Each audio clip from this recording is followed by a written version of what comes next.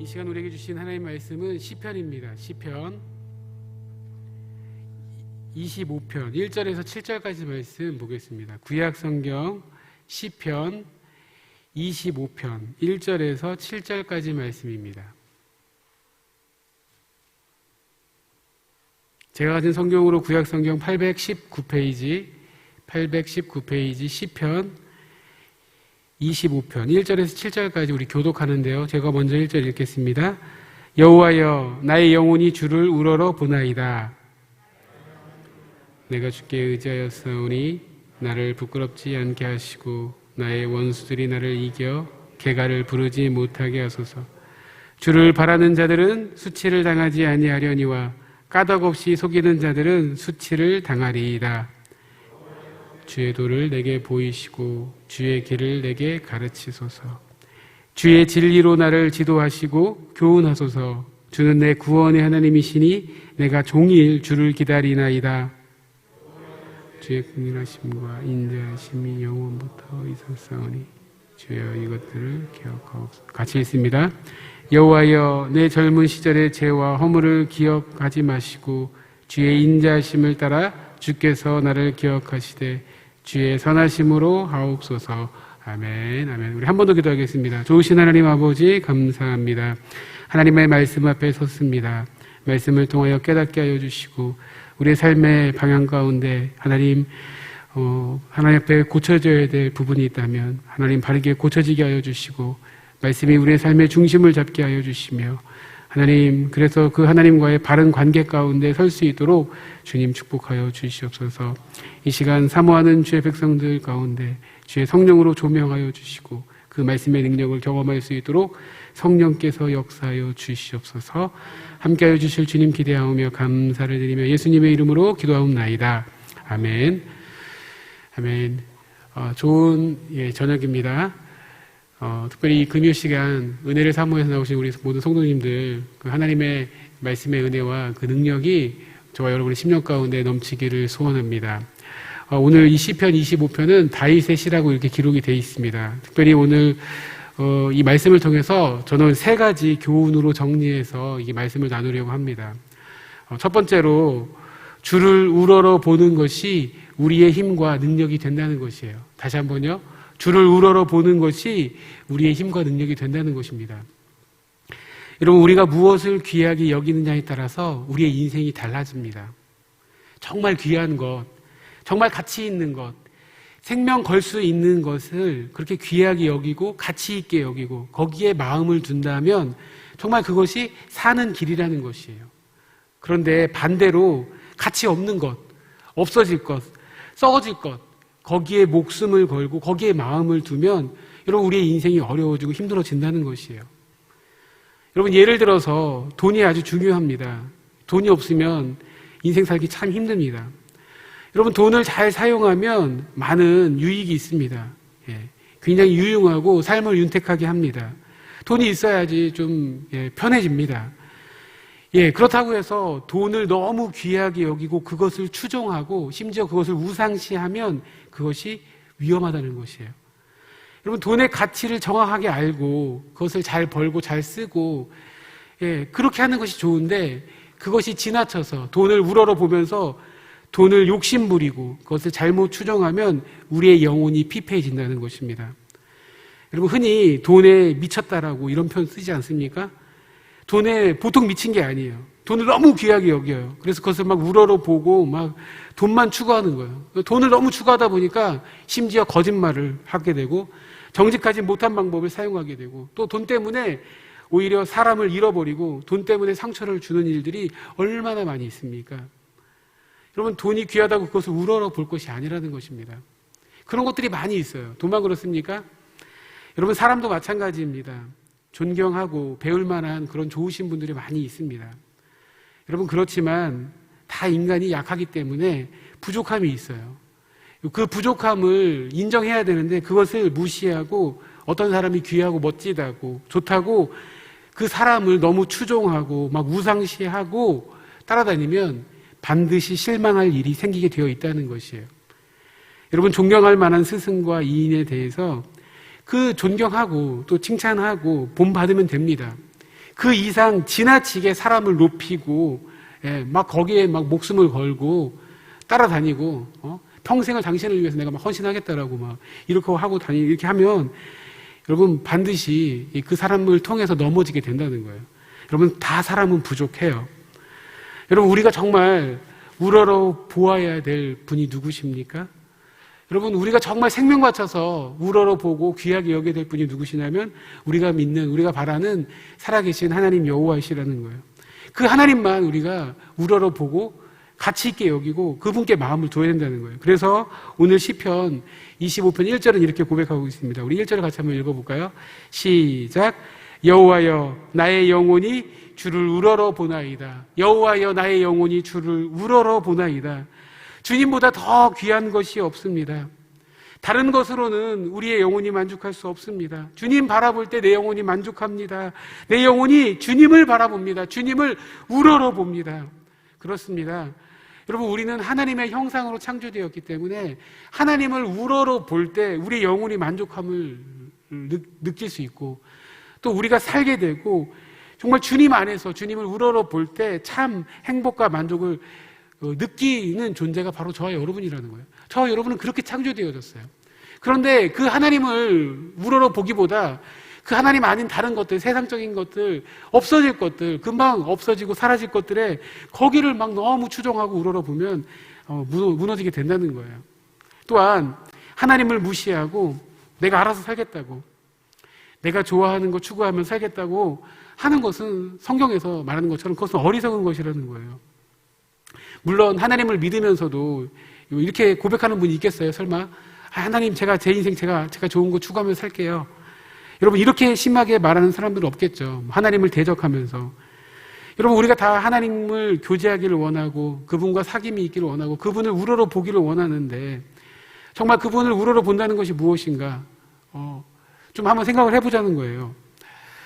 여러분 예수님께서 이 땅에 오셔서 많은 기적을 행하셨습니다. 예수님에게 능력이 있었어요.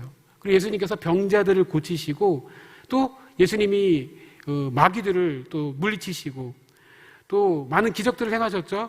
떡 5덩이와 물고기 2마리로 엄청난 사람들을 먹이셨습니다. 이렇게 능력 많으신 예수님께서 그런데 그 능력을 행하실 수 없었던 일이 있었다는 것이에요. 어디서 예수님께서 그 능력을 행하실 수 없었습니까? 바로 예수님의 고향에서. 예수님께서 고향에 이르르셔서 거기서는 예수님께서 엄청난 능력과 기적을 행하실 수 없었다고 성경이 사복음서가 거의 다 증거를 하고 있습니다. 특별히 제가 오늘 마가복음 6장 1절에서 6절을 가져갔는데요. 1절에 보시면 마가복음 6장 1절 이렇게 기록하고 있습니다. 예수께서 거기를 떠나사 고향으로 가시니 제자들도 따르니라. 이제 마가복음 6장에서 예수님께서 고향에 가셨습니다. 그런데 4절에서 이렇게 예수님께서 말씀하세요. 4절에 예수께서 그들에게 이르시되 선지자가 자기 고향과 자기 친척과 자기 집 외에서는 존경을 받지 못함이 없느니라 하시니라. 아멘. 이게 무슨 말이에요? 선지자가 자기 고향과 자기 친척과 자기 가족들에게는 인정을 못 받는다는 거예요. 존경을 못 받는다는 거예요. 선지자로서 대접을 못 받는다는 거예요. 선지자만 그런가? 바로 예수님도 고향과 친척과 자기 집에서 인정을 못 받고 대접을 못 받고 예수님으로 인정을 그렇게 받지를 못했다는 거예요. 그래서 어떤 일이 벌어지냐면 5절인데요. 5절은 앞에 나와 있는 한번 같이 한번 읽어볼까요? 시작. 거기서는 아무 권능도 행하실 수 없어 다만 소수의 병자에게 안수하여 고치실 뿐이었고 거기서는 아무 권능도 행하실 수 없었다는 거예요. 어디서요? 고향 땅에서요.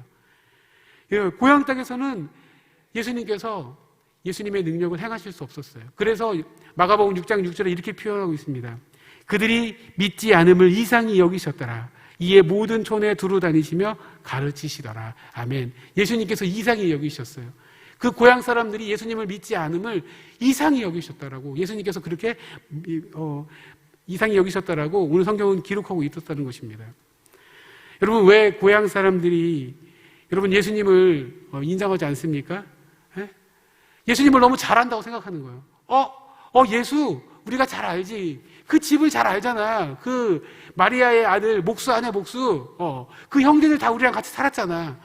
고향 사람들이니까 그 예수님의 집 환경을 얼마나 잘 알겠습니까? 그 집 식구들도 잘 알고 그 집의 가정 형편 얼마나 가정 형편이 좀 잘 사는지 못 사는지 예, 그 동네 사람들은 예수님의 그 가정의 상황을 다 알고 있었어요. 그 가족 구성원, 경제 상황, 모든 것을 잘 안다라고 생각했어요. 그러니까 예수님을 잘 안다라고 생각하는데, 그러니까 그 잘 안다는 그 마음이 예수님을 예수님으로, 예수님을 구원자로 그분을 바라보지 못하도록 막았다는 거예요. 예수님을 그냥 동네, 우리 같이 살던 동네 사람으로 본 거예요. 예수님을 우러러보지 못하고 그분을 구원자 메시아로, 병자를 치료하는 치료자로, 놀라운 기적을 행하시는 능력자로 그분을 바라보지를 못하는 거예요. 우리 같은 동네 사람이잖아. 여러분, 이렇게 예수님을 그냥 그렇게 바라보는 그 시선, 그 믿음 없음, 그것으로도 예수님께서 그곳에서 기적을 행하실 수 없었다는 것이에요. 여러분, 이것은 오늘 우리에게 참 엄청난 큰 도전과 교훈을 준다고 생각합니다. 여러분, 오늘 우리가 하나님을 예배하는 하나님의 백성이에요. 누구보다 하나님을 잘 안다라고 생각하고, 하나님을 내가 몇 년 섬긴 줄 알아? 내가 모태신앙이야. 내가 장로야. 내가 어떻게 내가 하나님을 몰라? 내가 어떻게 하나님을 우러러보지 않고 경외하지 않아? 고향 사람들이 예수님을 잘 안다라고 착각을 했어요. 예수님 잘 안다고 착각했어요. 그러나 예수님을 경외하거나 우러러보거나 그분을 정말 메시아로 발견하지 못했다는 것입니다.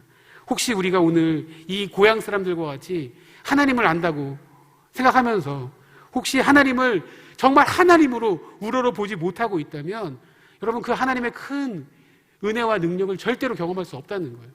얼마든지 교회 안에서도 하나님을 모르는 자들로 살 수 있다는 거예요.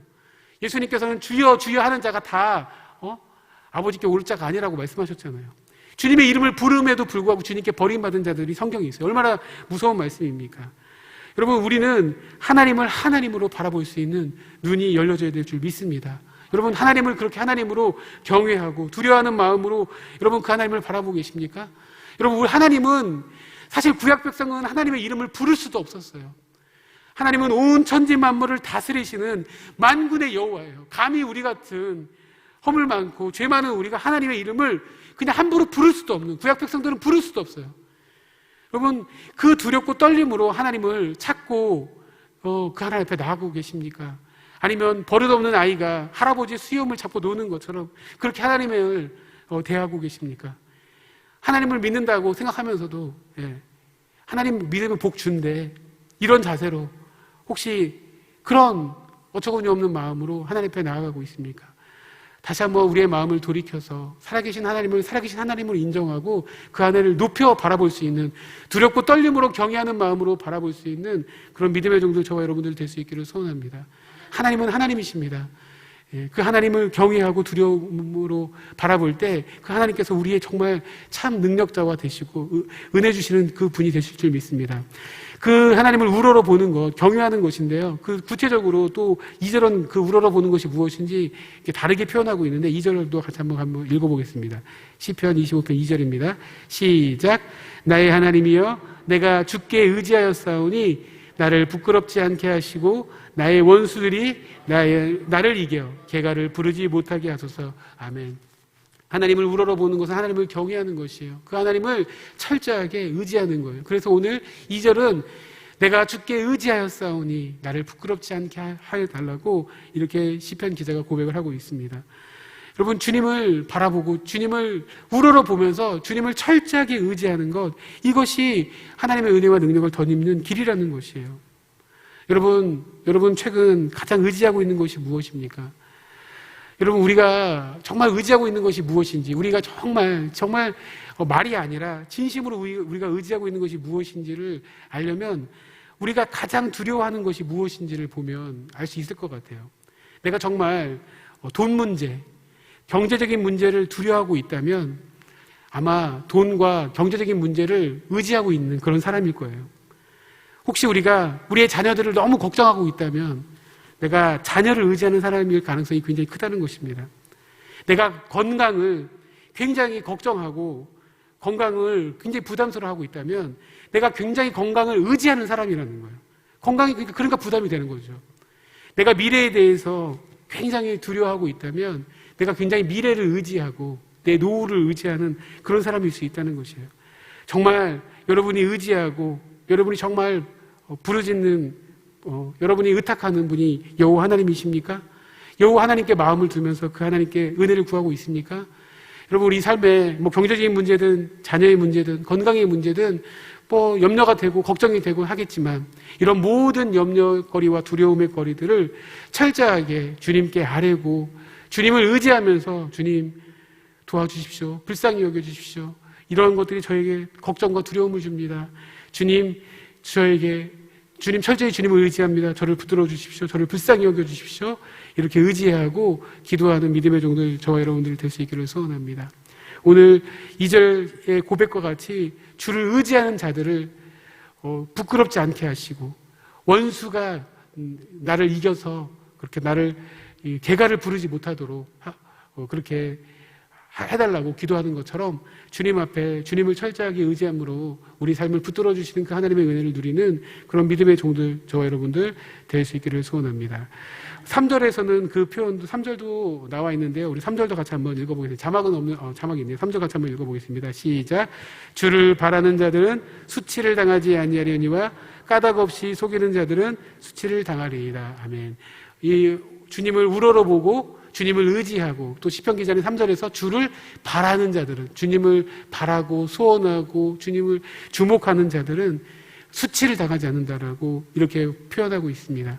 주님을 그렇게 우러러보고 바라보고 의지하는 그런 믿음의 종들 저와 여러분들 될 수 있기를 축복합니다.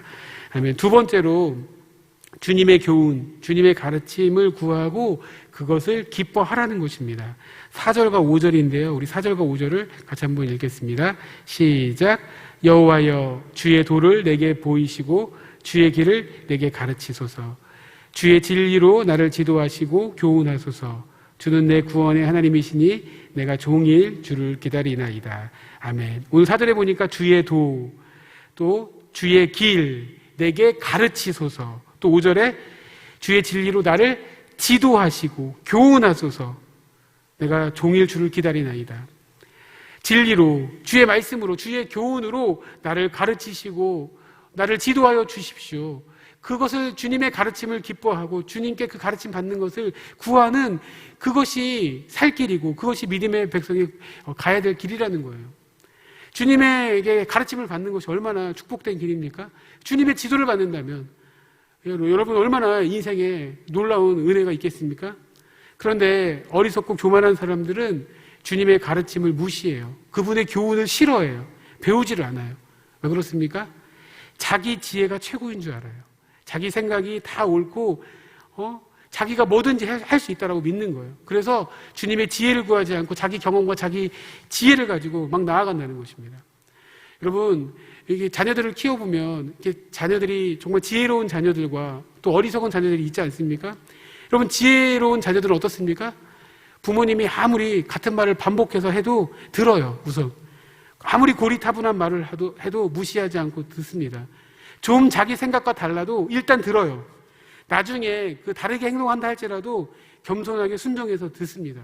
그런데 어리석은 자녀들은 어떻게 하죠? 부모님이 말하기도 전에 짜증을 부립니다. 내가 애인 줄 알아. 내가 알아서 할게. 엄마가 뭘 한다고 그래. 아빠가 뭘 한다고 그래. 그 아예 듣기를 싫어합니다. 부모님의 말씀을 아예 잔소리로 여기고 아예 귀를 막아버리고 듣지를 않는 거예요. 때때로 맞아요. 부모님 말씀들이 정말 잔소리가 많죠. 그러나 나중에 돌아놓고 보면은 그 부모님의 말씀을 듣는 것이 훨씬 나은 결과를 내는 경우가 얼마나 많이 있습니까? 그래서 막 후회하는 일들이 얼마나 많아요. 아유, 그때 엄마 말 들을 걸, 그때 아빠 말 들을 걸. 여러분 후회할 일이 얼마나 많이 있습니까? 여러분 교훈을 받고 가르침을 받는 게 참 지혜인데 어리석은 자들은 그 교훈과 그 지혜와 그 훈계를 무시한다는 거예요. 그러면서 내 지혜를 주장하고 내 경험을 주장한다는 거예요. 여러분 요즘에는 내비게이션이 있어서 길을 물어보는 일이 별로 없잖아요. 그런데 옛날에는 내비게이션이 없으니까 가다가 사람들한테 막 물어봐야 되잖아요. 거기 어디예요? 거기 어디예요? 이렇게 물어봐가지고 이렇게 가지 않습니까? 그냥 좀 겸손하게 아무나한테나 그냥 차 한번 세우고 창문 내려서 물어보면 되는데 그 남자들은 좀 자존심이 있잖아요. 그래가지고 잘 물어보지 않아요. 그래서 자기 감각 믿고 이렇게 여기 가면 될 거야. 부인이 옆에서 저 사람한테 물어봐. 여기 돌아가면 있어. 그러면서 그냥 무시하고 뱅글뱅글 몇 바퀴 돌고 다시 사람 만나가지고 물어봐서 가게 되는 일들이 얼마나 많이 있습니까? 근데 잘 물어보질 않아요. 그 지도를 받는 것을, 가르침을 받는 것을 별로 좋아하지 않는다는 거예요. 그것은 바로 어리석은 태도라는 것이에요. 여러분 골프를 쳐보셨나요? 저는 이제 골프를 쳐본 적도 없고 별로 골프를 이렇게 좋아하지도 않습니다. 제가 좋아하는 스포츠가 따로 있기 때문에. 그런데 보니까 그 골프에서 그 레슨의 신이라고 하는 분이 있더라고요. 임진한 프로라고요. 저도 이분을 제가 알아요. 왜 이분을 아냐면 그 유튜브라든지 이렇게 페이스북 클릭 같은데 이렇게 뜨더라고요. 그래서 제가 골프에 전혀 관심이 없는데 이게 보게 되는데 참 재미있더라고요. 왜 재미있냐면 이렇게 초보 어떤 사람이, 이제 학생이 골프를 한번 딱 스윙을 딱 하는 거예요. 그런데 임진한 프로가 딱 보고서, 한번 딱 보고서 이 사람의 문제점이 뭔지를 딱 캐치하고 이렇게 지도를 딱 해줘요. 자세를 어떻게 잡고, 어떻게, 어디를 보고서 어떻게 돌려서 치라고. 딱 그 사람이 한번 지도를 해주면 바로 이게 안 나가던 공이 멀리 공이 막 나가는 거예요. 그리고 바로바로 어떻게 뭐 어프로치가 되거나 이렇게 된다는 거예요. 그래서 제가 몇 번 그 클립을 보면서 이분의 이름까지 제가 알게 됐어요. 임진한 프로. 정말 대단하더라고요. 그래서 제가 이분을 보면서 제가 사실은 저는 테니스를 좋아하거든요. 그래서 테니스를 이렇게 가르쳐 줄 수 있는 선생님이 있으면 참 좋겠다라는 생각이 들더라고요. 여러분 좋은 선생님을 경험해 보셨습니까? 좋은 선생님은 정말 딱 잘 가르쳐 준다는 거예요. 이해가 안 되는 부분, 부족한 부분, 학생이 무엇이 부족한지를 딱 정확히 파악해서 그 부분을 정확히 짚어준다는 거예요. 그래서 무릎을 치게 된다는 거예요. 그래서 전혀 풀리지 않던 문제가 그 선생님의 지도를 받으면 문제가 풀리고, 공부를 못하던 학생이 그 선생님의 지도를 받으면 공부를 잘하게 되는 역사들이 얼마나 많이 있습니까? 그래서 좋은 스승을 만나는 것이 학생들에게 얼마나 축복이에요. 여러분 마찬가지로 하나님의 백성은 하나님의 지도와 하나님의 교훈과 하나님의 가르침을 받아야 돼요. 저와 여러분은 그래서 매일매일 하나님의 말씀으로 교훈을 받아야 돼요. 그래서 오늘 4절 말씀과 같이 주의 도를 내게 보이시고 주의 길을 내게 가르치소서.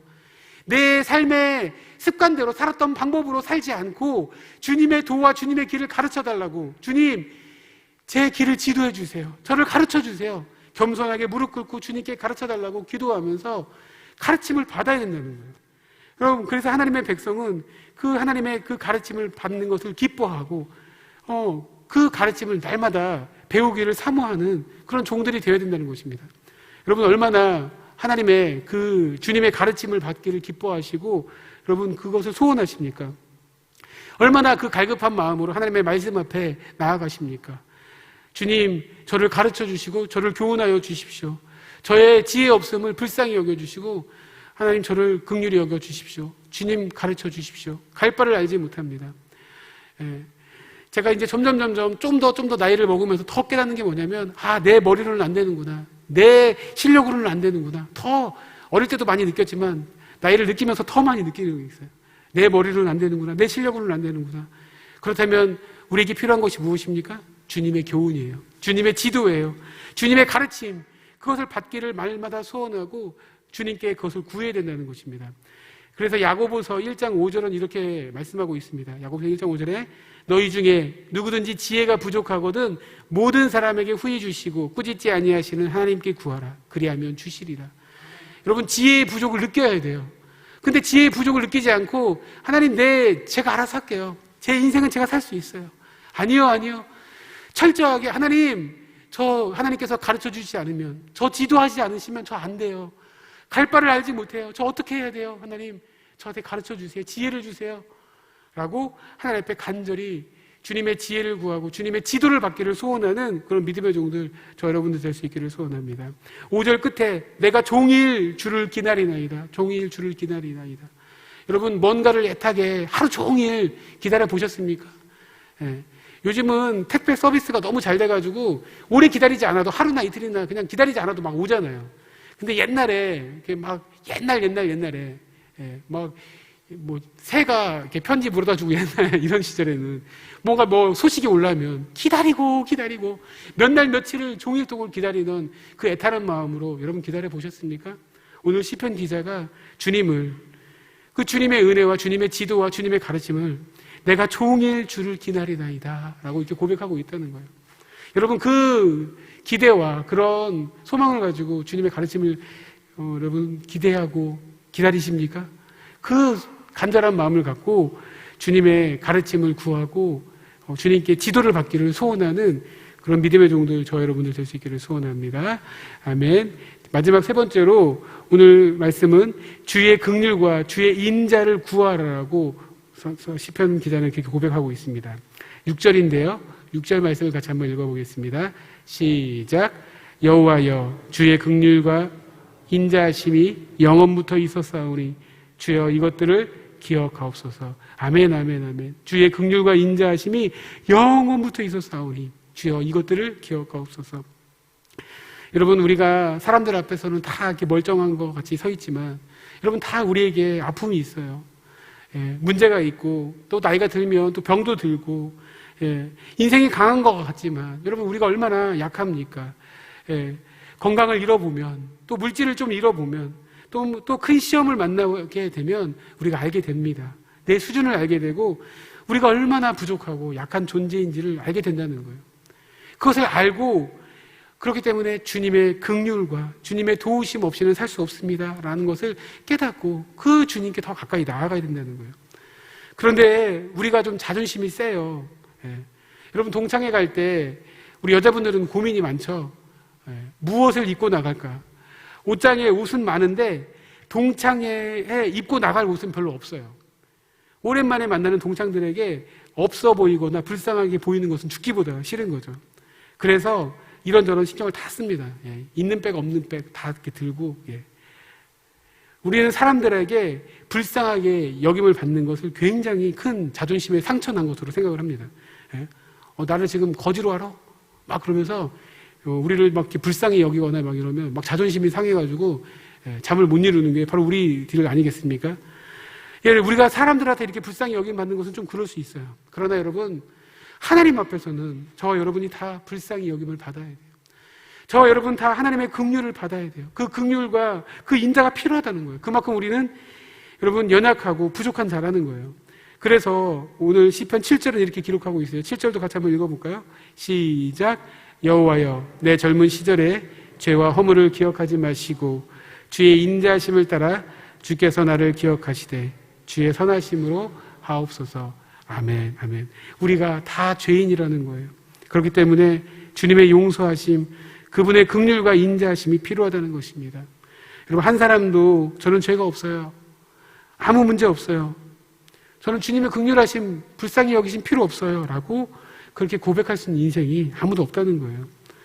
우리는 다 주님 앞에 다 죄인이에요. 다 죄인이기 때문에 죄의 용서함을 받아야 돼요. 예수 그리스도의 보혈의 피로 깨끗하게 씻음을 받아야 돼요. 그 보혈의 피의 능력을 경험해야 돼요. 죄와 허물을 용서해달라고 그렇게 하나님 앞에 매달려야 된다는 것입니다. 특별히 오늘 시편 기자는 젊은 시절의 죄와 허물을 기억하지 말아달라고 이렇게 기도를 하고 있습니다. 그러나 꼭 젊은 때에만 죄와 허물이 있는 것이 아니에요. 나이를 먹어도 성숙해져도 여러분 우리 인생은 하나님 앞에 갈 때까지 죄와 또 허물이 있는 거예요. 그렇기 때문에 그 죄와 허물에 대해서 용서함을 받고 예수님의 또 보혈의 피로 씻음을 받아야 돼요. 그 긍휼의 예수님 그 긍휼하심과 불쌍히 여기심을 경험해야 된다는 것입니다. 예레미야 애가 3장 22절과 23절을 이렇게 말씀하고 있습니다. 여호와의 인재와 긍휼이 무궁하심으로 우리가 진멸되지 아니함이니이다. 이것이 아침마다 새로우니 주의 성실이 크시도소이다. 아멘. 여호와의 인재와 긍휼 때문에 우리가 진멸되지 않았다라고 성경은 기록하고 있다는 거예요. 여호와의 긍휼과 그 인자가 아니었으면 우리는 이미 진멸되고 망하고 심판받았어야 될 존재인데 여호와의 인자하심과 그 긍휼이 무궁하시기 때문에 오늘까지 우리가 살고 또 오늘 아침, 내일 아침 그 새 아침을 맞게 된다는 것이 하나님의 말씀이라는 것이에요. 여러분 날마다 매일매일 주님의 긍휼하심과 인자하심, 그 불쌍히 던짐을 받는 하나님의 종들 저와 여러분들 될 수 있기를 소원합니다. 주님 앞에 갈 때까지 날마다 그 은혜를 덧입어서 모든 것이 주님의 은혜고 주님의 붙드심입니다 라고 고백하고 그 은혜 앞에 나아가는 믿음의 종들 될 수 있기를 소원합니다. 아멘. 말씀을 정리하고 마칩니다.